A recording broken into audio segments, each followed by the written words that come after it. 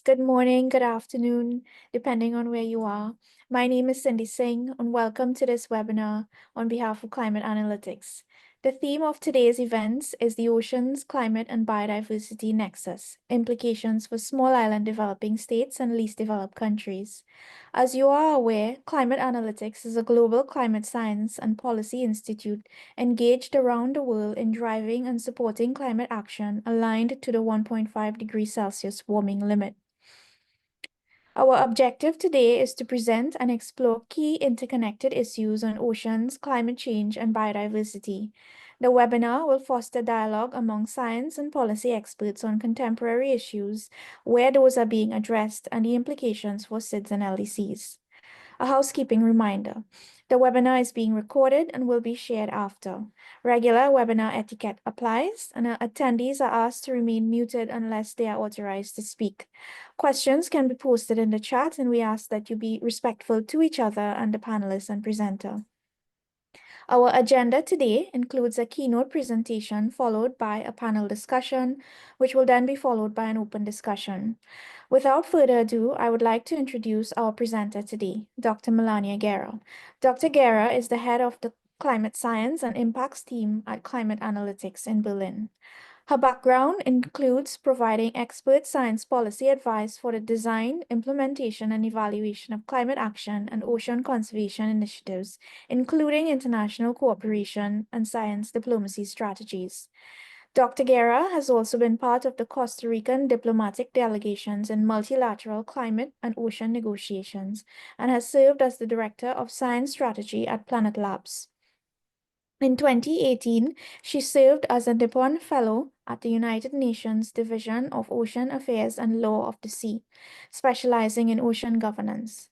As an academic, she has worked as a researcher at Cornell University and the University of Washington and conducted extensive fieldwork across the Arctic Ocean, investigating the impacts from man-made noise sources on marine species, among other topics. Over to you, Dr. Guerra. Thank you for the introduction, Cindy. Just a minute while I find my slides. Can everybody see? Can not see us yet. You've stopped sharing. You've stopped sharing, Melania. You need to share again. Okay. Strange. I am on sharing. We can see now. Okay, great. Thank you.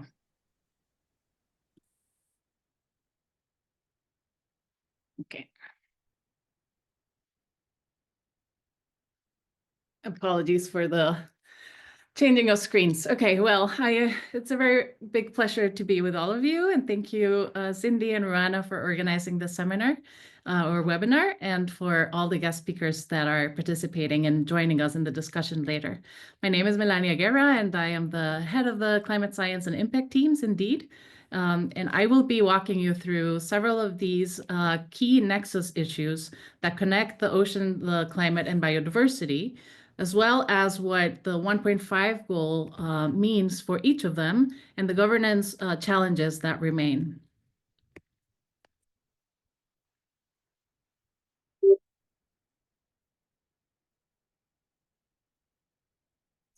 There, okay. So the root causes and the impacts, as we know, of climate change are intrinsically linked to biodiversity and oceans.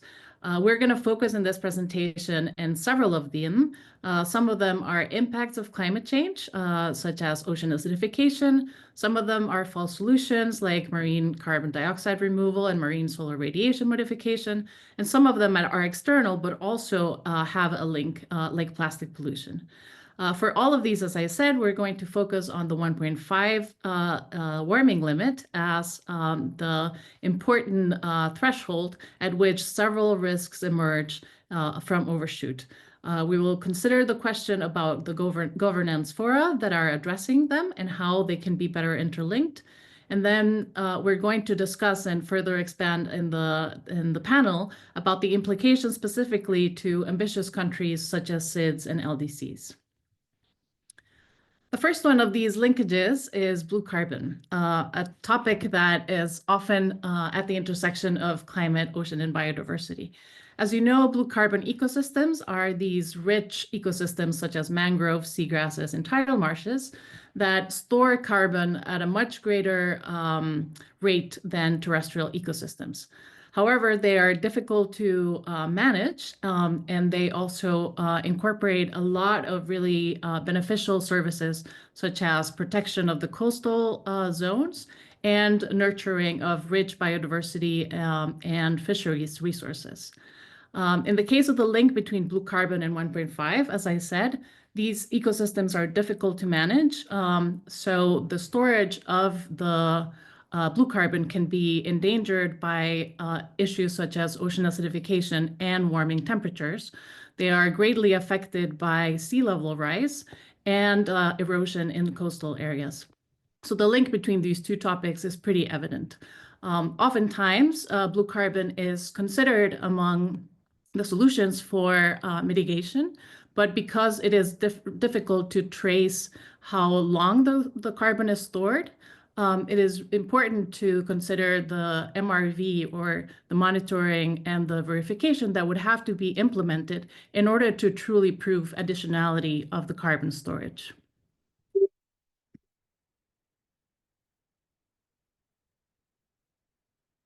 The second one of the nexus topics is deep sea mining. Deep sea mining is a topic that intersects with these issues because a lot of the raw materials that are important for the energy transition, such as cobalt, manganese, and nickel, are traditionally resourced on land and associated with very difficult and negative socio and economic issues. In the deep seabed, in ecosystems such as the seamounts, where a lot of biodiversity congregates and that are really important for the transport of heat and nutrient moving around and the circulating in the different water masses, there is a concentration sometimes of these raw materials. And there is an interest from some countries for the institutions that are mandated to regulate the rules for how to mine, for there to be better rules about how to incorporate these resources into the energy transition.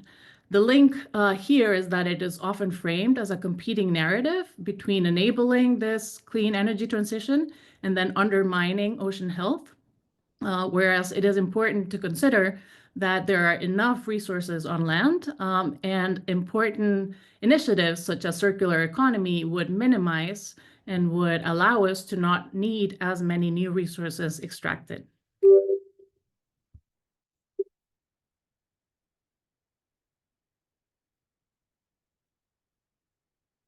The third one of the nexus topics is freshwater availability. Freshwater and in general water is a really evident nexus issue between climate, ocean, and biodiversity. And in the case of freshwater in particular, it is disproportionately affecting the axis of it is disproportionately affecting LDCs and SIDS.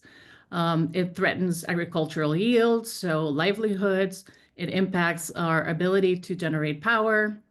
And especially the changes in the variability of the rainfall are changing the patterns that these activities can be enabled.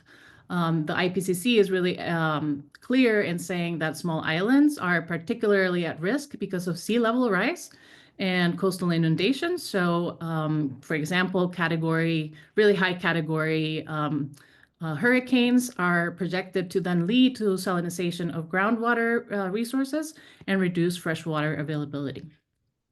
In the case of the link between 1.5 and freshwater, also IPCC projects that this depletion is going to occur even at 1.5, and that this risk is going to increase substantially at higher levels above that. In the case of freshwater in least developed countries, for example, in the Central Asia region, where the cryosphere is the main source, overshooting 1.5 is going to mean shrinking sources from glaciers, and then also contamination from runoff, and then longer term freshwater decline with critical implications for similar sectors, as well as risk management in the case of, for example, the GLOCs, the glacier lake outbursts. So in terms of the fall solutions, one of the nexus topics that we want to discuss or present is marine carbon dioxide removal. This one intersects again with ocean and biodiversity because this technique is aiming to remove CO2 from the atmosphere and store it, but it aims to do it by way of either enhancing natural ocean sinks, so adding iron to the ocean so that it's fertilized, produces more primary production, and then absorbs more carbon dioxide, among others, or through engineered solutions that what are meaning to do is to intervene by injecting generally from extraction from the atmosphere into the seabed or mineralizing into the rocks under the seabed. Either one of these types of MCDR has not been yet tested at scale. So there are a lot of unknown risks to biodiversity from the large-scale deployment of such interventions. And what this means for 1.5, well, in the context of IPCC, we know that achieving 1.5 is going to require deep emission cuts and carbon removals. So it is understood that carbon removals are needed, but the IPCC has not yet said that marine carbon dioxide removal is one of the ones that it should be encouraged. Upscaling these carbon dioxide removal methods faces a lot of feasibility and sustainability concerns. As I said, it hasn't been proven at scale, so there should be a lot of caution in considering these techniques.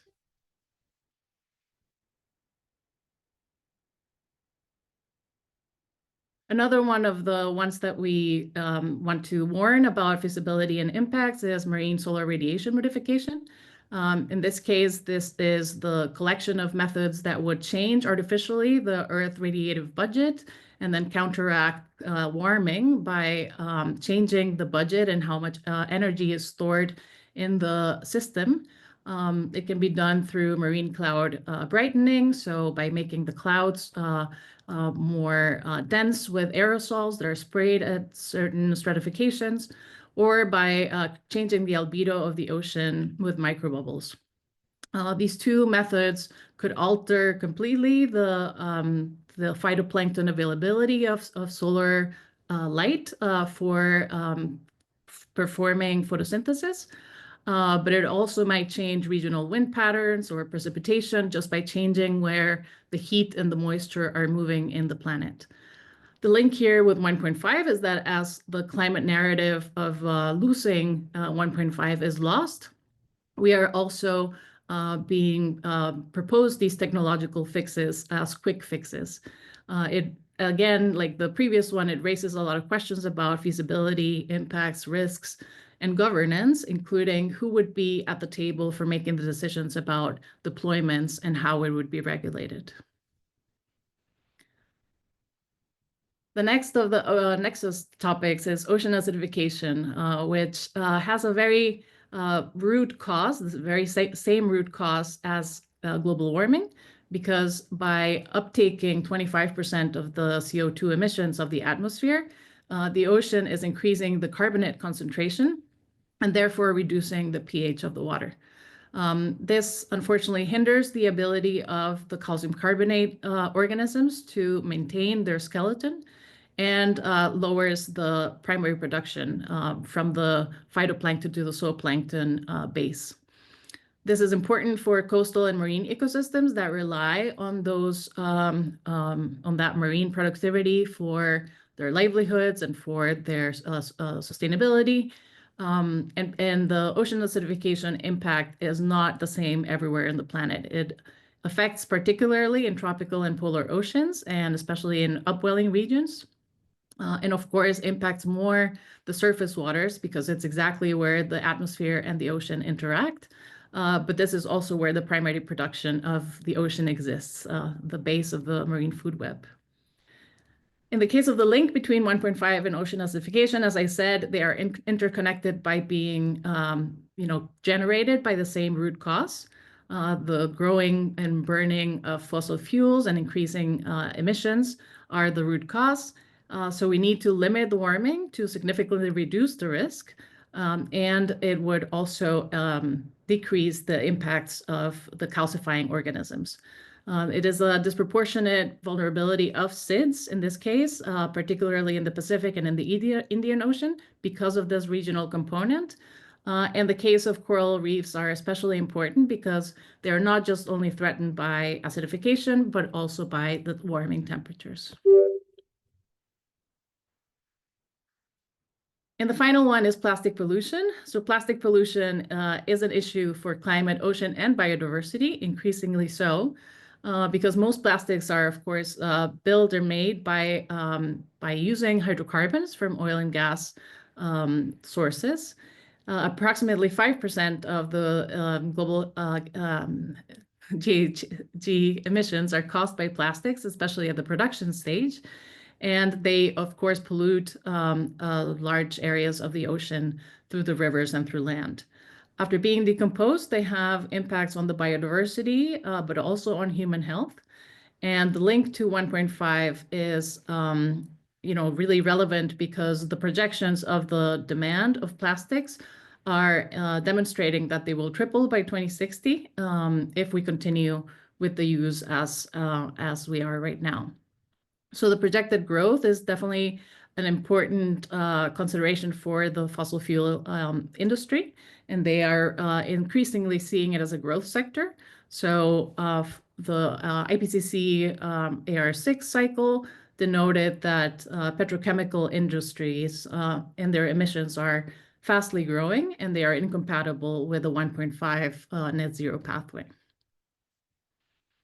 So all of these issues have very disjointed and fragmented governance frameworks because they address topics like water, food, health, ocean, climate change, biodiversity. Those involve many different sectors, institutions, and different stakeholders.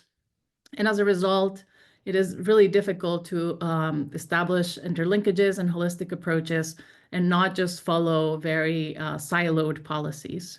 There are efforts to integrate them better. For example, the Joint Statement of Climate and Nature that was signed by several presidencies of the 3 different COPs. So the UNFCCC, the UNCCD of desertification, and the UNCBD of biodiversity, where they identified 5 common objectives that interlink them and that if they could be strengthened, would lead to policies that are not just pursuing short-sighted objectives, but instead are recognizing trade-offs and benefits, co-benefits.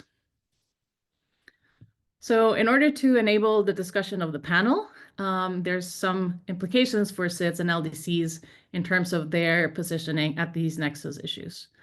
First, in the case of blue carbon, they should not be considered as a replacement for rapid reductions of greenhouse gases.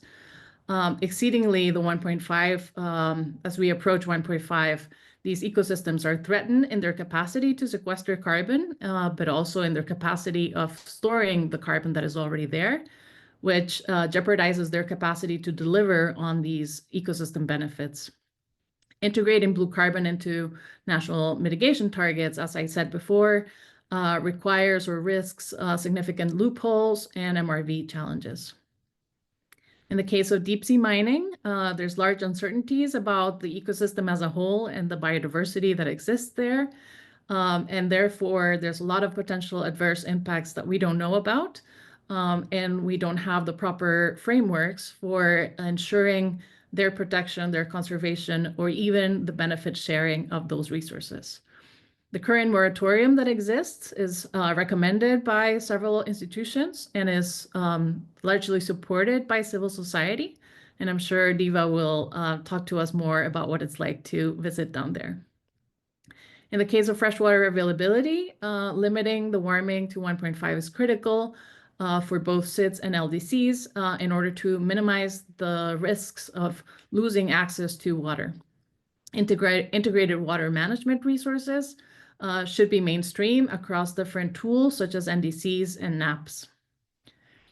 For these interventions, in the case of marine carbon dioxide removal, it raises a lot of issues about equity, governance, and transboundary risks. Negotiation text should be very clear about what the mitigation techniques or methods they're talking about, and it should specify which ones are being considered.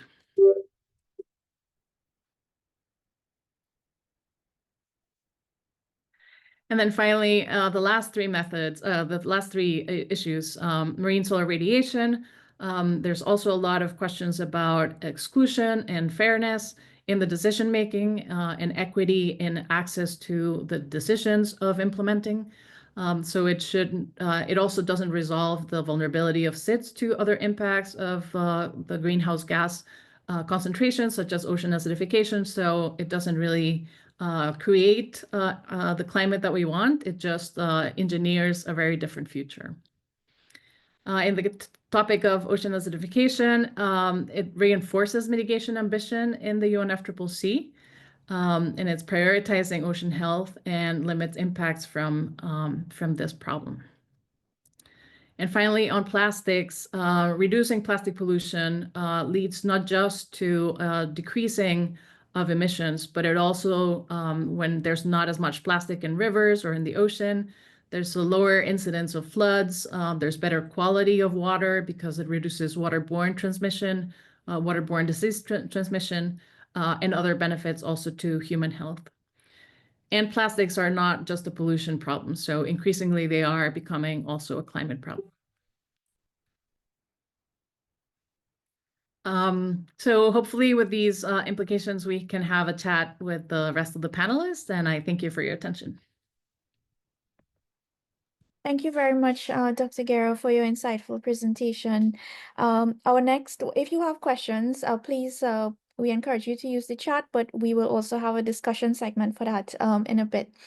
Our next segment is a panel discussion, which will be moderated by Ms. Ruana Haynes, who is the head of diplomacy at Climate Analytics, and I will hand you over to her now. Thank you, Cindy, and good morning, good afternoon, good evening to everyone who's joined us here. Thank you to Dr. Guerra Melania for the excellent and very comprehensive presentation. So we know, we can see, we can feel, those of us who live in very vulnerable places, that climate-related risks and impacts are already underway. The science is telling us that, in fact, these impacts are hitting us at lower levels of warming than previously anticipated. All of this in a context where, last year was the first year that we surpassed the 1.5 degrees Celsius limit for 1 year, but we know that surpassing the limit in 1 year does not mean that it is off the table, because that limit represents an average and not just a 1 year scenario. So the 1.5 degrees Celsius limit in the Paris Agreement still remains highly relevant, especially to have us understand where we are in relation to the planet's physical limits and dangerous tipping points for ecosystems, including oceans. So it's such a pleasure to be with you today as we try to widen the knowledge base of these issues that are so significant to small island developing states and least developed countries. My job, first and foremost, is to introduce to you the very impressive panelists that will be involved in a discussion with us this morning. So first, let me welcome my colleague, Dr. Fahad Saeed, an expert on the Climate Analytics, Climate Science and Impacts team. Dr. Saeed is the regional lead for South Asia and the Middle East. His expertise ranges from working on climate modeling and data, regional climate science, as well as providing scientific and strategic support to least developed countries. Next, we're very delighted to welcome Madeleine Diouf-Sarr, the Director of Climate Change in Senegal's Ministry of Environment and Ecological Transition, and the first woman to chair the Least Developed Countries Group from January 2022 to December 2023. Trained as a biologist and environmental engineer, Ms. Sarr has 20 years of experience in UN climate change negotiations, and we look forward to drawing from her abundant font of knowledge. Welcome, Madeleine. We are also pleased to have Tamara Thomas, Executive Director of Ocean Ties, with us today. Tamara also serves as Ocean and Ocean Climate Advisor to the Republic of Seychelles and co-leads within the BBNJ negotiations and area-based management tools, including marine protected areas and environmental impact assessments within the African group of negotiators. We look forward to her wealth of information on the creation of country and international level policy to support integration of marine nature-based solutions. Last but certainly not least, we are thrilled to have Dr. Diva Amon joining us. Dr. Amon is a Caribbean marine biologist focused on the little-known habitats and animals of the deep ocean and how our actions are impacting them. She is a science advisor to the Benioff Ocean Science Laboratory at the University of California, Santa Barbara, and the founder and director of Species, spelled SPESEAS, an organization dedicated to marine science, education, and advocacy in her home country of Trinidad and Tobago. She's also a 2020 National Geographic Emerging Explorer and a World Economic Forum Friend of Ocean Action. So, esteemed panelists, thank you so very much for joining us today. Let's dive right in. I'm going to start off with a question for Dr. Said. Fahad, from your perspective as a regional climate scientist, how do climate risks faced by countries like Pakistan compare to those experienced by SIDS and other LDCs? Are there shared vulnerabilities or distinct challenges in your view? Thank you very much, Rohana, for the question, and first of all, thank you for inviting me to this very interesting webinar. And I would also like to thank Melania for the very useful information around the different issues and sectors, as well as the need for to stop warming to 1.5 degree centigrade limit. And as it is very critical for countries in the developing world, such as Pakistan, as well as SIDS and LDCs. As someone working on climate issues in South Asia, I see many similarities between Pakistan and smaller and developing states, as well as least developed countries. All of these places are very vulnerable to the impacts of climate change, even though they have contributed very little to the problem. What they have in common is that people rely a lot on climate-sensitive sectors like farming, fishing, and tourism for their income and food. When climate disaster happens, these sectors are hit the hardest, and that puts millions of lives and livelihoods at risk. One of the biggest challenges in the country and regions I'm talking about is inequality. The poorest people are the most affected by climate change, both in Pakistan and SIDS, as well as in LDCs. This is not only unfair at the global level, but also within our own countries. The people who have the least resources are the ones who suffer the most. Moreover, our systems also have very low capacity to deal with these problems. Things like early warning systems, disaster response, insurance, and safety nets are either missing or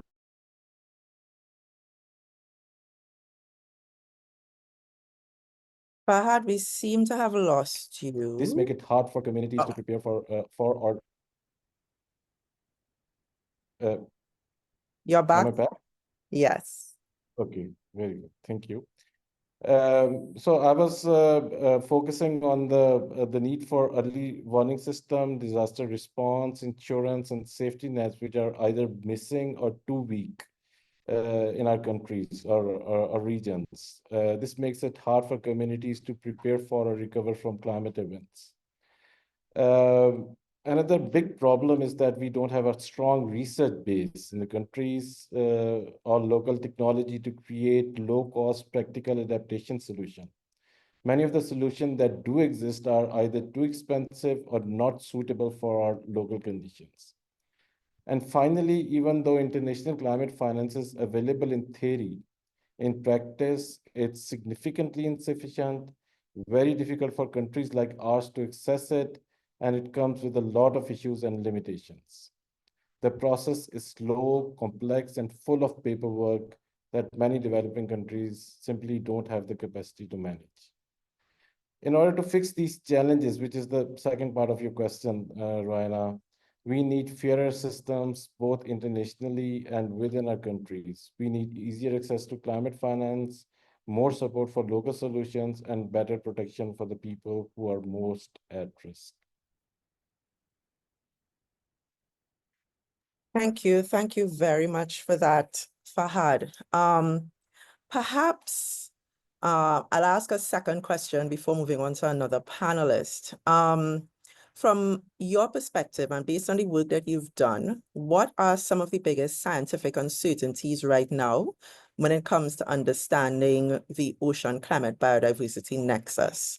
And how do you think we can address some of these gaps? Yes, some of the related issues have already been raised in Melania's slides, but I will add to those the information which is already provided by Melania. That when it comes to understanding the ocean climate biodiversity nexus, some of the biggest scientific uncertainties stem from the complex interaction between multiple stressors. We still lack a comprehensive understanding of how ocean warming, acidification, deoxygenation, and overfishing interact and compound to affect biodiversity and ecosystem services. These stresses do not act in isolation, that we all understand, and their combined effects are often non-linear and difficult to predict and project. Another critical gap lies in the underrepresentation of certain ecosystem types in existing research. Much of our knowledge is derived from the temperate lake system, whereas rivers, wetland, and marine ecosystem is in tropical and subtropical regions, particularly those relevant to SIDS and LDCs, remain vastly understudied. We have also limited scientific understanding of ecological tipping points in marine systems, which is a topic of a very hot topic in climate research. The questions such as how close we may be to them, what thresholds trigger irreversible change, and what those regime shifts mean for biodiversity and climate regulations. Similarly, the feedback loops between biodiversity, loss, and climate processes remain poorly understood and insufficiently integrated into climate models. Some of the other issues, such as uncertainties around ocean circulation changes, such as potential slowdown of the AMOC, Atlantic meridional overturning circulation, or the intensification of ENSO, which is also a very important oceanic system, also raise serious questions about the future of nutrient cycling, biodiversity distribution, and economic stability for coastal and island communities. Lastly, there's growing debate around the potential role of marine-based climate interventions, such as ocean fertilization and artificial upwelling. However, these approaches currently lack rigorous ecological assessments and long-term modeling of unintended consequences. That has also been raised by Melania. To address this gap, we need a multi-pronged approach, expanded long-term in situ monitoring in undersampled tropical and small island regions, as well as in LDCs, enhanced regional climate biodiversity modeling, and greater involvement of the local scientists in global ocean observation system. Strengthening these areas will be essential to develop robust, inclusive, and effective responses to safeguard the ocean climate biodiversity nexus. Okay, thanks. Thank you for that, Fahad, and especially for the focus on how we can help to address some of these challenges. It does seem as if there's a lot of work that still needs to be done and a lot of gaps that still need to be filled. So on that point, I'm going to turn now to Diva. I know, Diva, that your work has also focused on trying to fill some of those very gaps that Fahad has identified for us. So please feel free to also reflect on the question that was posed to him and the response that he gave, if there's anything that you would like to add. But I do have a specific question for you that's focusing in a bit more on marine ecosystems. And it would be great if you could also weave into your initial response some feedback on the latest scientific findings and what they tell us about the vulnerabilities of marine ecosystems in SIDS and LDCs. But Dr. Aman, Diva, over to you. Thank you so much, Ruana. And again, thank you for having me here today. And it's such an honor to be amongst such esteemed panelists and discussing this topic. So, I think Fahad did a great job. I'll just respond a little bit to what Fahad answered very quickly. I think Fahad did a great job explaining some of these uncertainties. As you can tell from his answer, there are just so many uncertainties still with regard to the ocean climate biodiversity nexus. But I think we really do need to be very comfortable with the idea that we will really never know everything from a scientific perspective. But I mean, that shouldn't keep us back. We know enough to really take responsible science-based action right now. And I just want to add to one of these enormous uncertainties that Fahad, I mean, he's already listed so many, but I want to add one more. And that is that, we know that most small island developing states, for instance, are deep ocean. In fact, by area, they are 97% deep ocean. And we know that deep sea biodiversity and ocean biodiversity generally, which is enormous, underpins climate stability by fixing, transferring, storing, and sequestering carbon from the surface waters down in the depths. And that forms really the largest carbon reservoir on the planet. So, something that's quite important. We know that the deep sea really regulates that carbon cycle. And yet, despite the fact that it is such an enormous part of so many of our countries' exclusive economic zones, and of course in areas beyond national jurisdiction the same, despite the fact that it is such an enormous part of the planet, it really is very unclear what biodiversity actually lives there and how that biodiversity really plays a role in regulating the climate. We know these mechanisms exist, but we don't really understand how very well. And that includes quantitative aspects of those mechanisms, as well as how they might change over time. And not just how they might change over time, but how they will change with climate change and how they will change with other human activities as well. So I think that's something we really do need to be very mindful of. This is the largest ecosystem in many of our countries, many SIDS, many LDCs, and yet we really don't have a very clear picture. And the other thing related to this is that, yes, with regard to the ocean climate biodiversity nexus, we have the global picture is pretty decent. But when we zoom in to a regional perspective or even a local perspective, things can look very different. And that lack of regional scale or local scale data, which is critical for effective management, is really hampering us to be able to take much of the action that we need. So that was just a few thoughts I had related to Fahad's answer. I also totally agree with his suggestions for solutions. Particularly, I love the aspect of inclusive and equitable research. Like this is, as he said, research is often not led by those in SIDS and LDCs. And we really do need much more of it to be multidisciplinary and much more of it to be regionally and locally led. And so just to go to your second question, Ruana, about this is where it's testing my memory, about the latest scientific findings, I think it was, right? On marine ecosystems. Yeah, so I mean, I think Melania did a really great job of introducing this topic, but overall, just to say that the latest scientific findings are not good, as an understatement. We know, as we heard from Melania, that SIDS rely, and Fahad, SIDS rely on marine ecosystems, like are intrinsically linked to their marine ecosystems, again, given how much of their area is ocean and LDCs.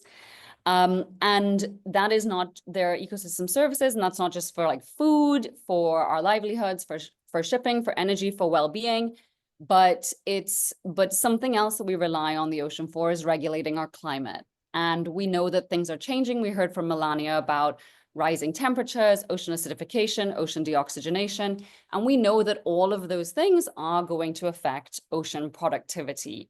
And all of those changes can result in shifts in species ranges, loss of biodiversity.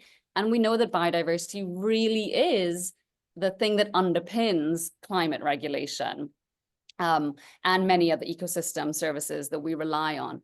So I think, as Melania said, we do really need to be very mindful of the fact that these changes that we're seeing and the prognosis, which, isn't great given the trajectory that we're on, these changes are far more profound in the tropics, where most LDCs, where most SIDS are, and that's because species live very close to their thermal limits at those in the tropics.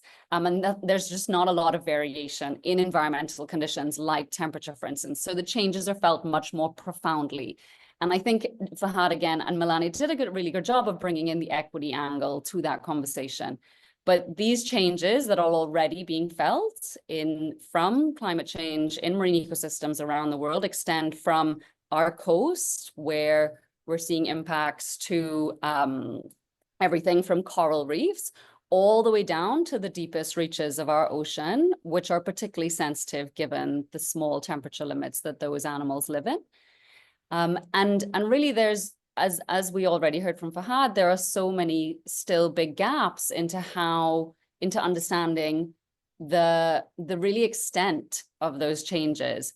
But ultimately it does come back down to the ecosystem services, that how is biodiversity changing? How is the services that they generate changing? And ultimately how are the ways in which we benefit from the ocean changing, and how will they change into the future? So the prognosis isn't great right now, but there's a lot that science and effective governance can do to really change that trajectory in the future.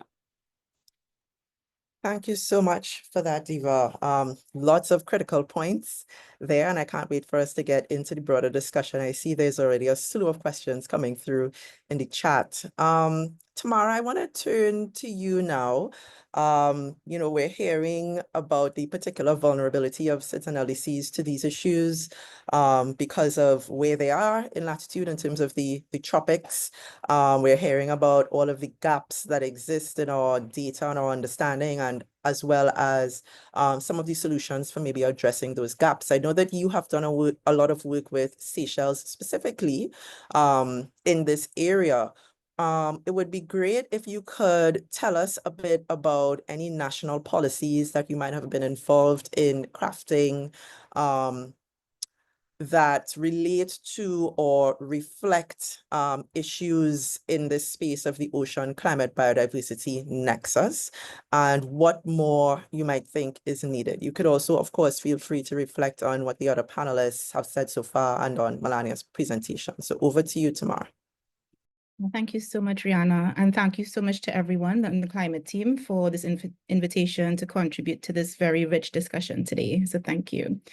So I won't go into the nitty-gritty level of the national policies, but I will talk a little bit about how national policies are able to fill some of these gaps that exist for many SIDS, including the Caribbean SIDS, Pacific SIDS, and African SIDS, etc.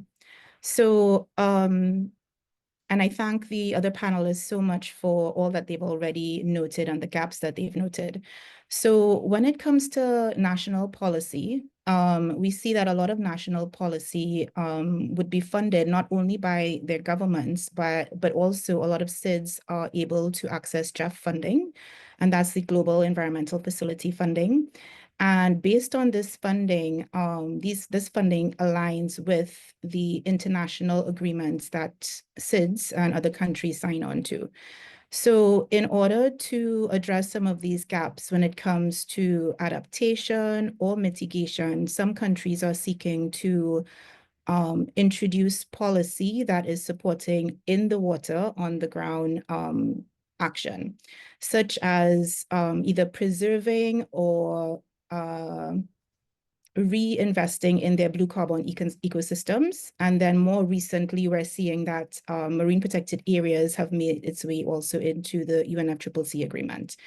And so as many of you would know, the Convention on Biological Diversity and the UNFCCC, they both have what's called the National Biodiversity Strategies and Action Plans for CBD, and the Nationally Determined Contributions, NDCs, under the UNFCCC process.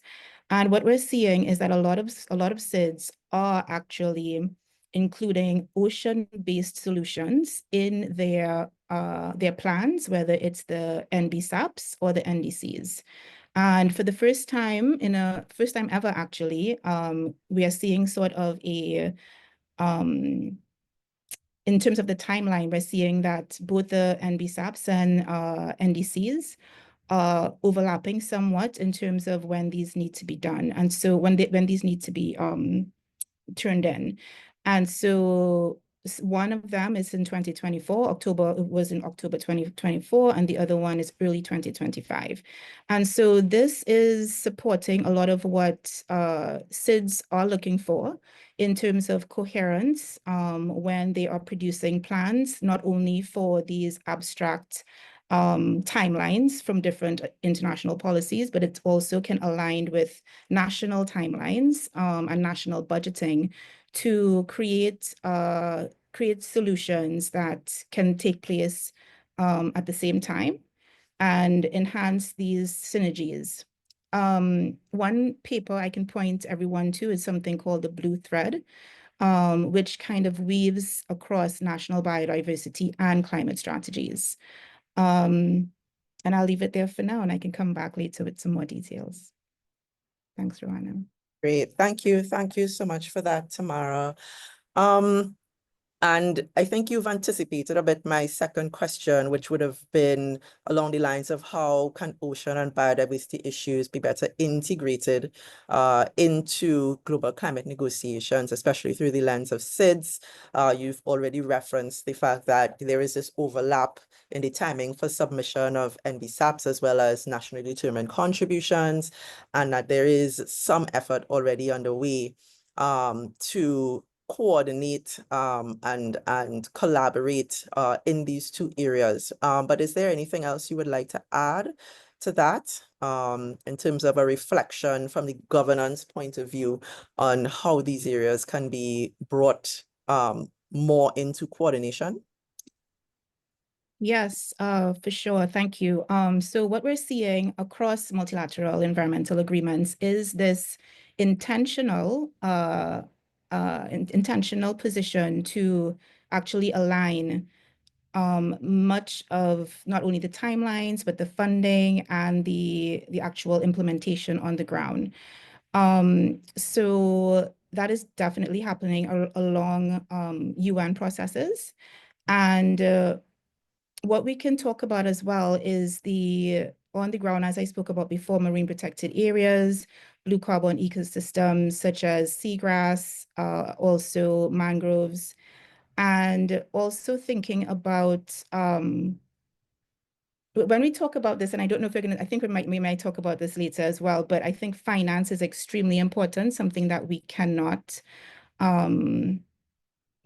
ignore, and something that if sustainable financing is not always present, then it does put a lot of strain on our ability as SIDS to actually implement projects that can make a long-term impact, not only nationally and regionally, but also internationally. And so we see here that it's really important for us to collaborate with partners, not only in the region and on a national level, but also partner with other countries internationally and corporations, private and public, internationally to support these in the water underground projects.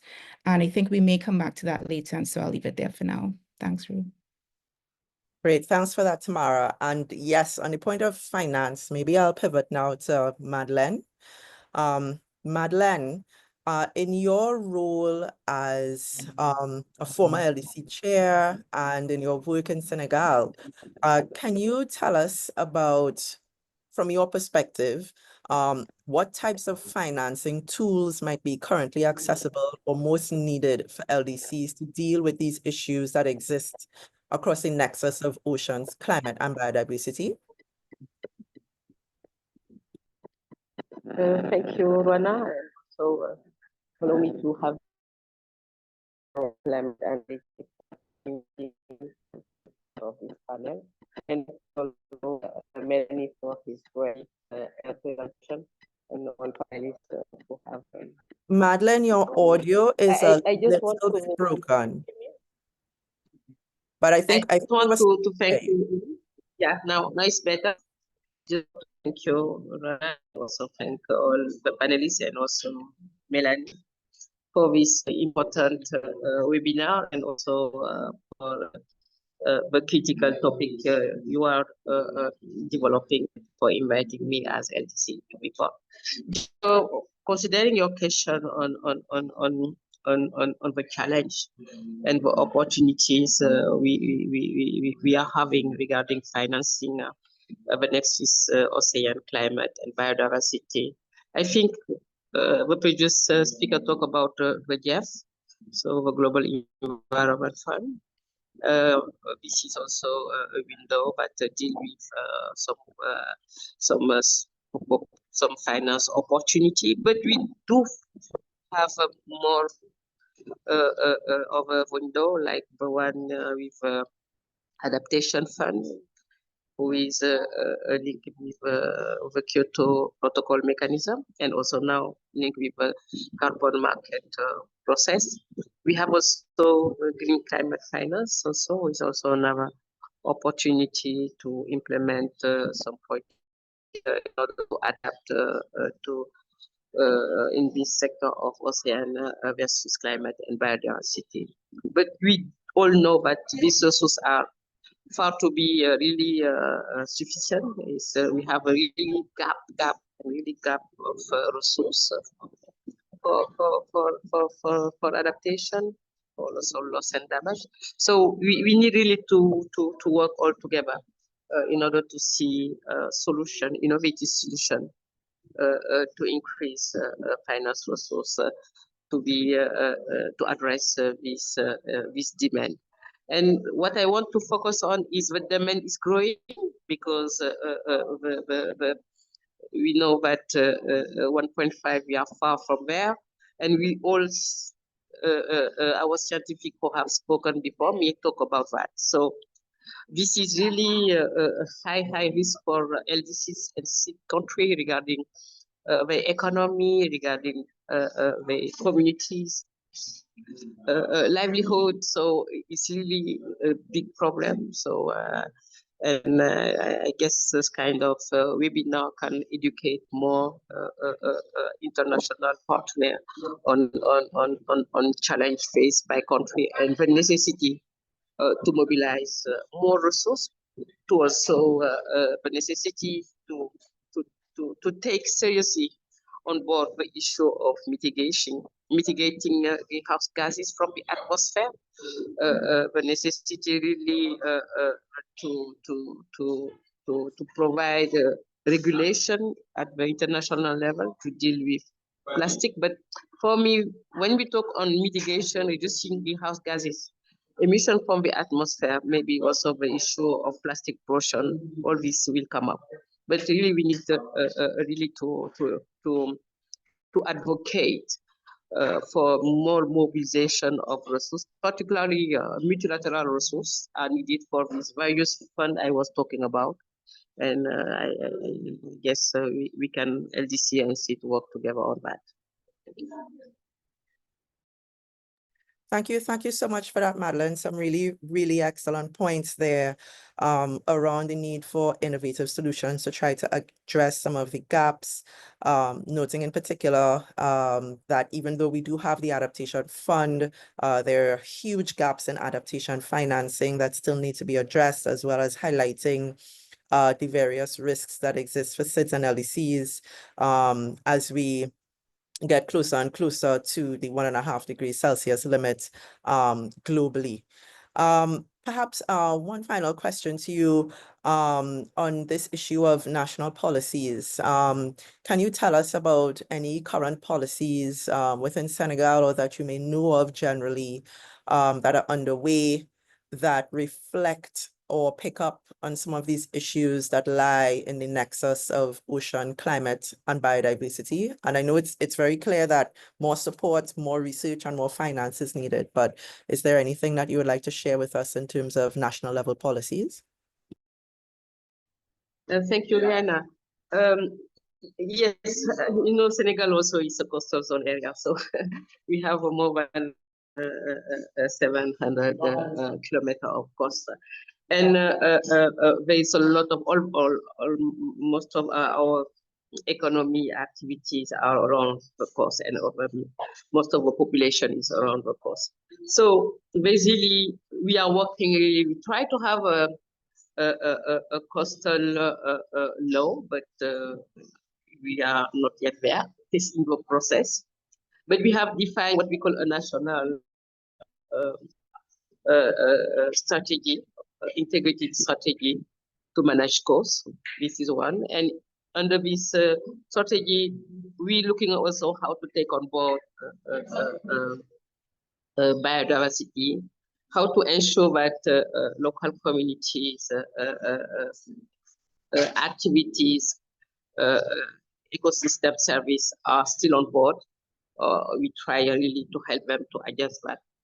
So through this national coastal integrated coastal management, we expect really to have a coherent way of managing the coastal zone, taking on board the issue of biodiversity, taking on board also the aspect of coastal erosion. So how to manage all these aspects. There's also we also working on a climate law. It's just been launched recently. I think this is important. As you mentioned, the climate is linked with all these different aspects. It's linked with the ocean aspect, is linked with biodiversity aspect, is linked with water, is linked with agriculture. So how to have this coherent regulation at the national level in order really to minimize and optimize, to minimize the impact, the negative impact, but optimize the positive impact. I think this is important, and I think it's where we need to work all together to ensure really whatever action we're doing is totally having highly impact. I think is where we are actually. So we need really to ensure that whatever action we do on the coast, whatever ocean process we developing, we need to ensure that it's having some highly important impact. Just in order really to because as you mentioned, we have this gap of finance, and there is a necessity for different sectors connected to ocean to talk together. So I think this is really where we are, where we're trying to work together at the national level, really building this coherence among all policy concerned by this issue of ocean and climate change, and also biodiversity. Thank you. It's require a lot of collaboration. It's require a lot of stakeholder inclusiveness process. Yes, this is our challenges. This is where we need to go. A lot of communication, yeah, advocacy, really for all actors, all policymakers, from municipalities, from the government, from also private sector to be involved. So this is where how we dealing with this issue under the NDC, the development of our national development contribution, but also our national biodiversity development. Thank you. Yeah, thanks. No, thanks very much for that perspective, Madeleine. And I think we appreciated from Melania's presentation the various challenges that exist at the global level for governance, and you've given us a bit of a flavor of how complex the situation even is at the national level in terms of designing policies that address the issues that arise in the nexus of ocean, climate, and biodiversity. So definitely painting the picture for more support, more resources in order to be able to undertake these efforts effectively. So I think at this point, what we want to do is enter into a bit more of an open discussion. I know there are already 2 questions in the chat. What I'm going to ask right now, I'm bringing Melania back in to maybe respond to what we've heard from our panelists thus far. And then we're going to have a bit of an open discussion around the questions that have been submitted in the chat and other questions that may arise. So Melania, over to you. Thank you, Rue. And thank you to the panelists that have contributed and enriched the conversation so much. I was thinking of 3 points listening to all of you, and I would like to share them. So the first one is connecting Fahad and Diva's mention about the importance of data and the difficulty in achieving the resolution of data necessary for really understanding some of these Earth's dynamics. And then connecting it to what Tamara and Madeline were talking about finance, because in many occasions, accessing the finance requires evidence to demonstrate and to justify the needs at the local level. So it is really important that it's not just a matter of better understanding scientifically the problem to better diagnose it. It's that even the access to finance that would allow you to solve some of these issues is tied to your capacity to demonstrate that there is a problem. So I think it's sometimes a little bit of a double-edged sword that you don't have the data, but you know and you sense that the local people are feeling the impacts of something that is changing. The second point I wanted to talk about is at the multilateral level is also the great limitations that come with really old conventions or really old, not updated frameworks. And especially in the case of the ocean, UNCLOS, the Convention of the Law of the Sea, was negotiated back in the 60s and 70s at a time that climate change was not really understood at the level that we are now. So it is very limiting to then be able to integrate a convention like the Ocean Convention into the discussion of climate when the 2 problems were not even at the same level of understanding when they were adopted. And that is why it's so important to generate and update the legal frameworks at the multilateral level. For example, in the case of the ocean, now with BBNJ, there's this new treaty that tackles a very specific and very localized, the high seas problem, but at least starts putting new frameworks to encourage and expand the discussion and hopefully build bridges to the other conventions.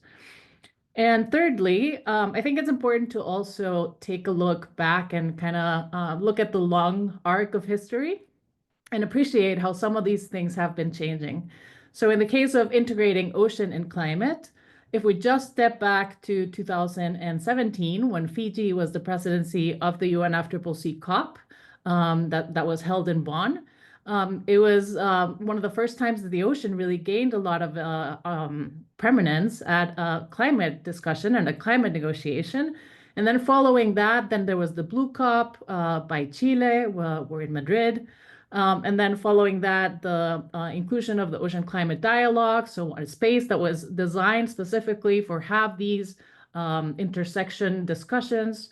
So I think if we just look back a little bit over the last 10 years, it is changing, and it gives hope that this nexus issue is being better understood at the scientific level, but also better integrated at the governance level. So those would be my 3 points to summarize some of what I've heard. Thank you, Rue. Thank you. Thank you so much for that reflection, Melania. So now into a bit of a more free-flowing discussion. There are 2 questions in the chat. I'll read them out. If there are any takers, please just jump in.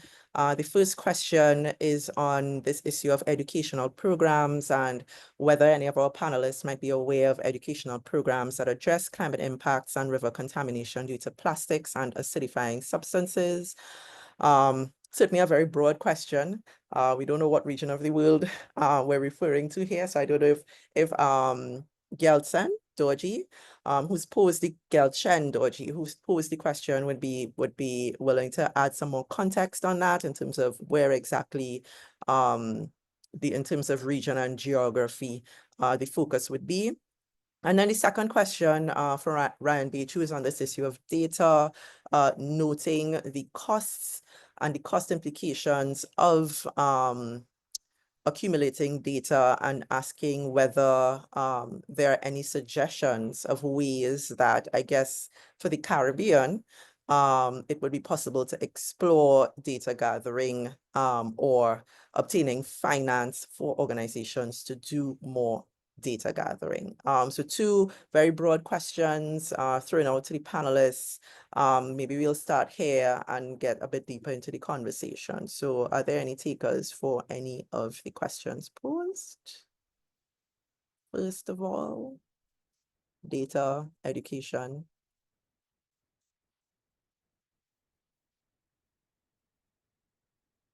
Okay, I'll just jump in because Eva? people are being shy. I'll start us off. So with regard to the first question, again, hard to know where we're talking about, but I'm just going to share one of the projects that we have and have at the Benioff Ocean Science Lab at the University of California, Santa Barbara. So there we have something called the Clean Currents Coalition. And what this is it is essentially a project which has dedicated, oh gosh, I'm looking at the map now. It has dedicated, I think, about 16 different hubs around the world in countries around the world. So they're very locally focused projects. And as part of those projects, it's about generating data on the amount of plastic pollution being created and being channeled down various rivers in the world. It's about creating solutions from a waste management perspective for that plastic pollution. And it's also about empowering communities to really, and especially underserved communities, to provide the tools and resources required to really take action against the environmental injustices of plastic pollution. So I can drop the link into the chat, but while the project was really funneled out of the University of California, Santa Barbara, it was really implemented by on-the-ground local teams for very locally context-specific project plastic pollution issues. And so that could be a place, perhaps, again, I'm not sure where you are, but perhaps there could be a hub close to where you are, and it may be worthwhile getting in touch with those institutions. So I'll drop the link in shortly. And then related to the data question, I love this question because, you know, we, as a scientist, of course, I'm like, we need more data, absolutely. But, you know, for instance, I'm from the Caribbean, and here we are not very good at generating. Marine science hasn't really, we haven't had the capacity that we should, given how much of our region really is ocean. And so absolutely, we do need to be thinking about more data generation, about how to store that data in order for it to be accessible by those who need access, and also by those who need to be able to use it, be it decision makers, et cetera. And so, yes, we should be thinking about data generation, but we also need to be thinking about the equity aspects around that data generation and that data use. And I think partnerships is a really key avenue, as we've heard, I think, from several of us speakers already, how important partnerships are. And so, for instance, in the Caribbean, we should be looking at inter-island partnerships. Why don't we have a regional, you know, environmental science data hub? Why don't we have the means, like, for instance, a research vessel to gather more data, or modeling hub to gather more data that we need to then inform our regional policies? And so it's not just about intra-region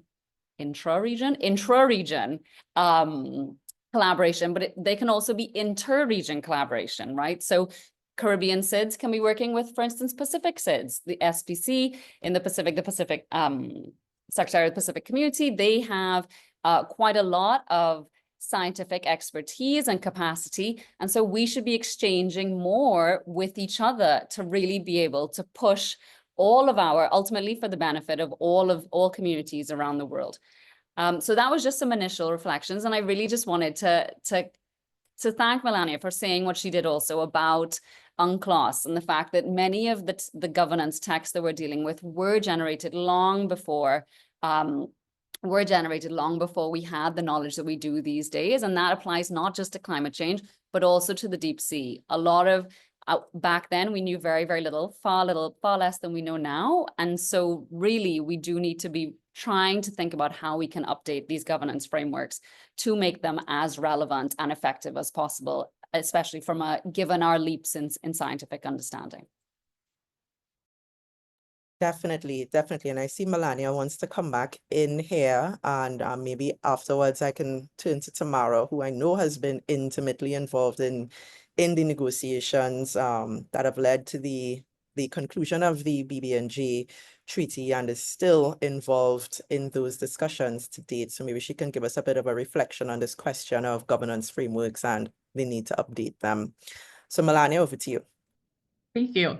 Just really briefly wanted to complement what Diva was very eloquently saying about data by just bringing us to the present and recognizing and being aware of how sensitive and how vulnerable our countries are to data that is collected in very centralized places. So all of the changes that are happening now with NOAA and with NASA, for example, put us in this very difficult position where if we don't have enough local and intra-regional data, and we also lose access to some of the big data sets that have been collecting at the global level, then we really are at a very, very difficult position to be able to track these trends over time.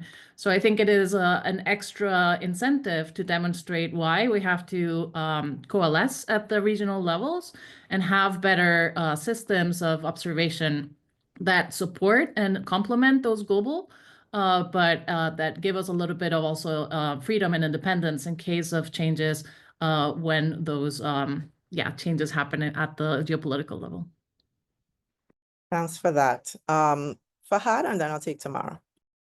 Yeah, thanks, Rana. Very quickly, you already have invited Tamara, but in this continuation, would like to mention here the initiative called SOF, which is Systematic Observation Finance Facility. I just wanted to raise it because it does prioritize SIDS and LDCs.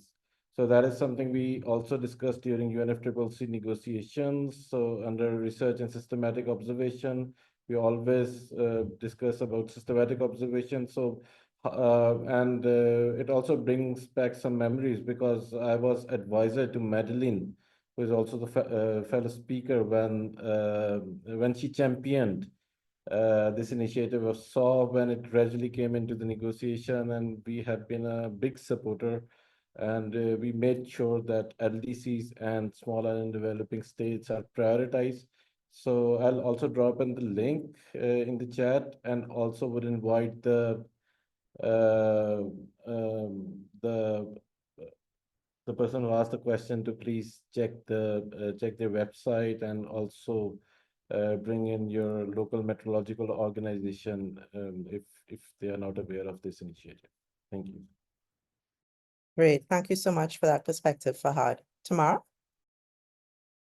Thank you so much, Rana, for bringing me in here. I was eager to jump in as soon as I heard Melanie talking. So a few things, actually. I'm going to try to contain myself because this is BBNG is my baby, basically. But one thing I would start with is I think I want to highlight what Diva said about, having these hubs of information that are not just existing, but also available to those in our different regions when it comes to small and developing states. I know in Trinidad and Tobago, we have the IMA, the Institute of Marine Affairs, which actually in its initial concept was supposed to be serving the wider Caribbean. But of course, everything goes back to funding, right? And building those internal governance structures and architectures that are not linked only within the system itself, but also with other systems in other regions. So that's one thing I would note. The other thing I would note is that we also have to question who owns this data. So when, and I'm going to come into the BBNJ process soon, but when we have a lot of institutions that are based in the United States, Europe, etc., that come in, we have a lot of private sector entities that come in and do research in our waters, but we don't own the data. They own the data. And so I think it's time for us as small and developing states and LDCs to start thinking about and contemplating when we make these agreements and arrangements with those coming in, we have to also think about how do we also own our own data and be able to access our data ourselves and share that with our relevant stakeholders. And that brings us to the BBNJ Treaty, which we are hearing about the clearinghouse mechanism within the BBNJ Treaty. And this gets back a lot to what both Diva and Melania were talking about in terms of, you know, really distilling this information and data. And now that the BBNJ treaty is global, as we know, and it is beyond, it's talking about the waters beyond national jurisdiction. So not just the high seas, but also the seabed and the seafloor. So when we're thinking about beyond national jurisdiction, we have to think about the interlinkages between within national jurisdiction and beyond national jurisdiction. And we know that CBD and UNFCCC, for the most part, talk about within national jurisdiction, but the ocean, as we know, is very fluent. And so there are no borders in the ocean. And so we really need to think about when we're talking about marine protected areas and area-based management tools beyond national jurisdiction, how that connects with those within national jurisdiction. So I'm moving a little away from data now, but also thinking about the national policies, and as people are, well, countries are signing on to the BBNJ agreement and thinking about domestication. So not just signing, but also ratifying, and thinking about when domestication will happen. You know, we really have to think about the interpretation of not only the BBNJ agreement, but how countries are assimilating their understanding of this agreement into their own national policies. And that was a question I know you asked me before, Ruana. So it's also something I could go deeper into.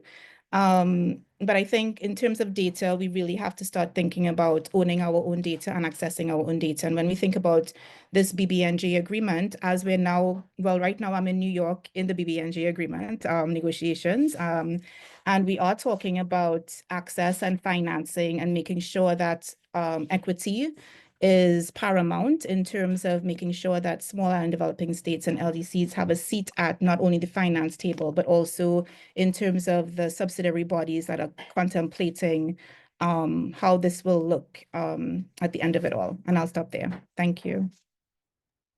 Thanks so much for that perspective, Tamara. And I do see we have a contribution in the chat from Alexander Govan giving some information about an ocean coordination mechanism for the wider Caribbean, which others should take note of, as well as a relevant link on this topic of data. We have a few more minutes left, and I actually have a question. We heard in Melania's presentation earlier about various geoengineering approaches, as well as novel carbon dioxide removal methods that also come up when we talk about these nexus issues between oceans, climate, and biodiversity, especially when we consider how close we are right now to the 1.5 degrees Celsius limit, and the fact that even the IPCC says that in order to stay within that limit, we will need clear and rapid emissions reductions, but also some removals as well. So I expect that these issues will be more and more relevant as time goes by.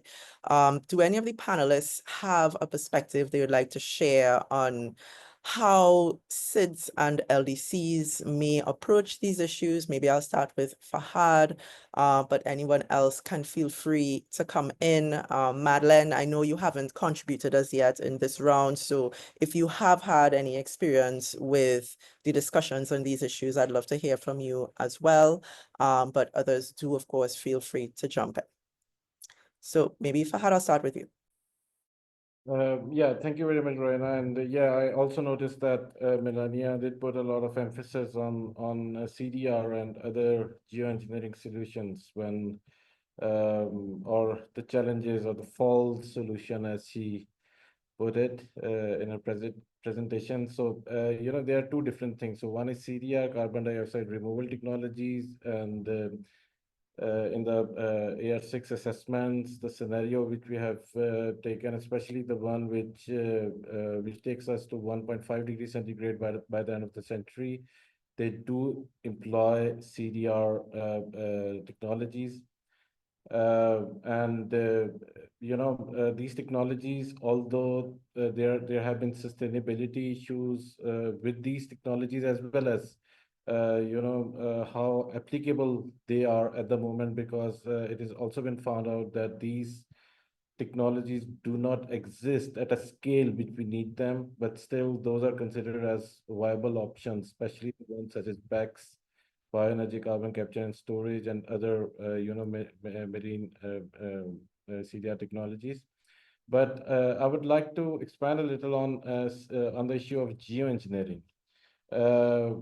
So these technologies, including solar radiation management and ocean fertilization, do not address the core driver of climate change, which are greenhouse gas emissions, and risk diverting political attention and financial resources away from the urgent mitigation efforts which are needed.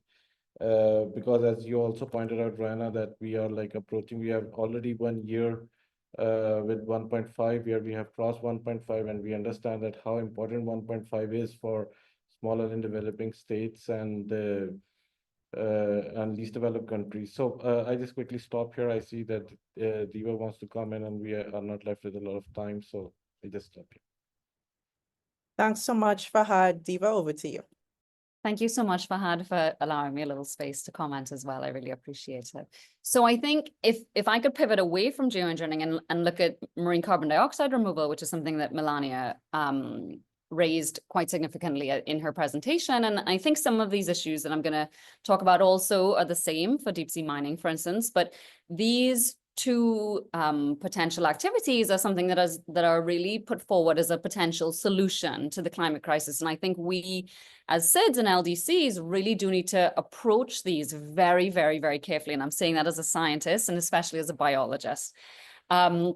I don't know if anybody's read All We Can Save by Ayanna Elizabeth Johnson and Catherine Wilkinson. It's on various stories around the climate crisis, but there's this great quote in it, which is, "Courage is the resolve to do well without the assurance of a happy ending. But even in desperate times, there is a line between brave and foolish. We have to do something, but it does not follow that we should simply settle for anything." And currently, that is the way that I feel about MCDR and deep sea mining. There are just so many unknowns about these technologies so far. Are they effective? Are they actually sequestering carbon? If yes, for how long? That is a really critical question, given that is what these technologies are supposed to do, and we don't have the answers. What are the potential environmental impacts of these potential activities? How will these technologies really affect biodiversity and therefore affect the ecosystem services that we in SIDS and LDCs really rely on, like fisheries, like climate regulation, and so on? And I think it can almost be akin to, if they, given how big the risks are, it can be akin to like using MCDR to solve the climate crisis without having that robust scientific understanding of the efficacy and the impacts could be almost akin to like smoking to lower stress. Actually, the impacts could be more severe longer term than the benefits in the short term. I think there's also really a scalability issue we need to consider here. The scales of MCDR projects that would be needed to really make an impact and sequester the amount of carbon that we need to sequester every year would be absolutely enormous. We are talking about huge segments of global ocean needed to be put aside for these potential interventions. And I think something that's often really not considered with regard to these technologies is really the question of equity as well. There's this concern, and I think it was Fahad or Melania commented on this, but the fact that SIDS and LDCs could be used as potentially testing grounds for many of these technologies and then be left high and dry with impacts much, much later, many years later on. There's the fact that, and I think Tamara just commented on this, or Fahad, I can't remember, but about the fact that, yes, we need more scientific research to validate whether these techniques actually work, but actually who is doing that scientific research is a key question. And often with regard to marine carbon dioxide removal, it is those commercial interests that are the ones doing the research. And that's something we do need to be very, very careful with, especially as SIDS and as LDCs. So no doubt we need much more research to be able to make informed decisions about these technologies that would need to be deployed over enormous scales to potentially give the benefits that we need. So yes, I'll stop there. Thank you. Thanks so much for that perspective, Diva. Yes, indeed, the cure might be worse than the disease. in this instance. So Madeleine, you have the last word before we wrap up. We are out of time. Yeah, thank you, Vanna. And I just want to echo what the previous speaker have said before me on this new technology was still under consideration. And what is noted is who is doing such studies, how LDCs and SID and over also developing countries are concerned by such research. I think this need to be more clear for us. For me, it's still some technology who are under assessment, under consideration. So not for application, but for just in a scientific purpose. So we need really to see what's coming in the long term on this technology. But this also bring to me that we need also to insist on the necessity maybe to call for parties to have more robust NDC, more robust engagement, because we have not any solution regarding how to reduce the greenhouse gases from the atmosphere. And as you have said, there's really a need to make some effort, and there are some opportunities who are here. What is required is really to propose, to put on the table significant resource in order for countries to reduce significantly the emission. So I think we need to have this not looking for something that is really far from us. We have some solution in order to reduce the greenhouse gases. And I was with you in Petersburg, but was showing that there are some solutions who are really having some positive economy impact. So such kind of information have to be really more and more shared in order maybe to avoid having this kind of type of solution who are far from solving the problem we're facing. So I just want to stop there on that. But I also want to raise one point. If we're making, data is important, but as you mentioned it, someone mentioned it before, one of our panelists, who is having the data? So I think we all seeing the fact of the impact of the greenhouse gases on the ocean, on livelihood, on the biodiversity. So calling for more data may make also difficult for us to assess, to finance. So I just want to bring this aspect, particularly for LDCs, who are not having this capacity when they are developing projects to have all the appropriate data required, to not really call for more data on the necessity in order to access to fund. So I just want to bring this point on the table. Thank you.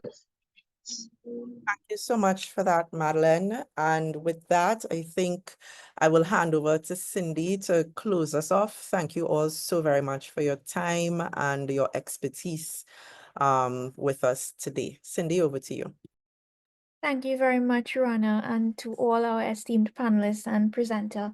I don't think I can do justice to try to summarize this very, very rich discussion that we had, but if there's one point that stood out to me, is the opportunity that we have to strengthen partnerships and use the science that's available to enhance our governance and enhance action. With that being said, I would like to thank, on behalf of Climate Analytics, our presenter, Dr. Guerra, our esteemed panelists, Dr. Diva Amon, Dr. Fahad, Saeed, Tamara Thomas, Madeline Diofsa, and to you, Ru, for moderating this excellent discussion. Thank you to all our attendees for your questions, for being here, for joining us for this discussion. Please continue to pay attention to this space as we evolve and continue to share knowledge in that respect. The recording of the webinar will be shared, and those of you who would have registered should expect to receive that in due course. And once again, thank you all so very much. The event is considered closed.